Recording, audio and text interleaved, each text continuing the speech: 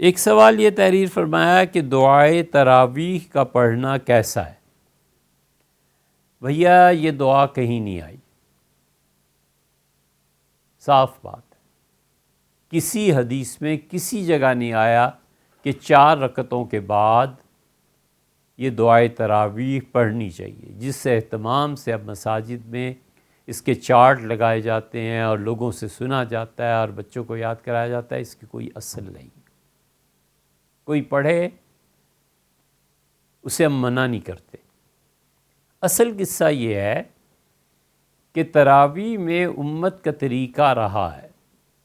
مکہ مکرمہ میں امام شافعی رحمۃ اللہ علیہ فرماتے ہیں کہ جب 4 رکعتیں پوری ہو جاتی تھیں تو لوگ اٹھ کے طواف کرتے تھے اور ایک طواف کر لینے کے بعد پھر امام 4 رکعتیں اور پڑھاتا تھا، 4 کے بعد وقفہ، 8 کے بعد، 12 کے بعد، اس طرح سے ہوتا تھا۔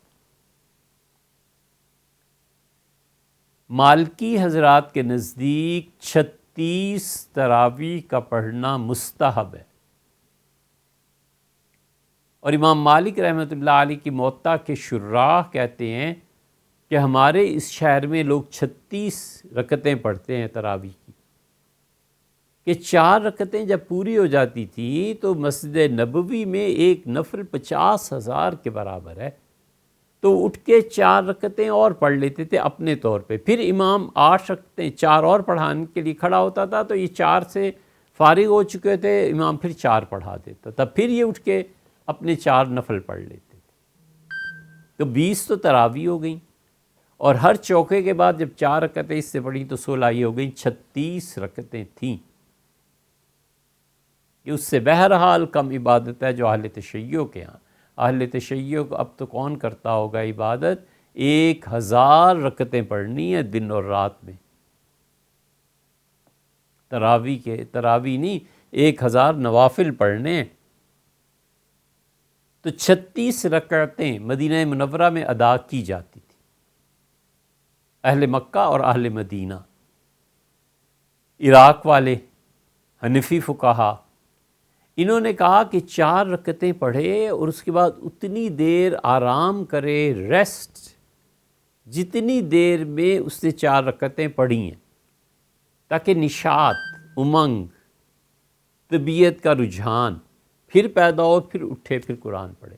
یہ 4 رکعتیں اور 4 رکعتیں، اس کے درمیان میں جو وقفہ ہے نا، اتنا کرنا جتنے میں امام نے پڑھی ہیں، کیا کرے؟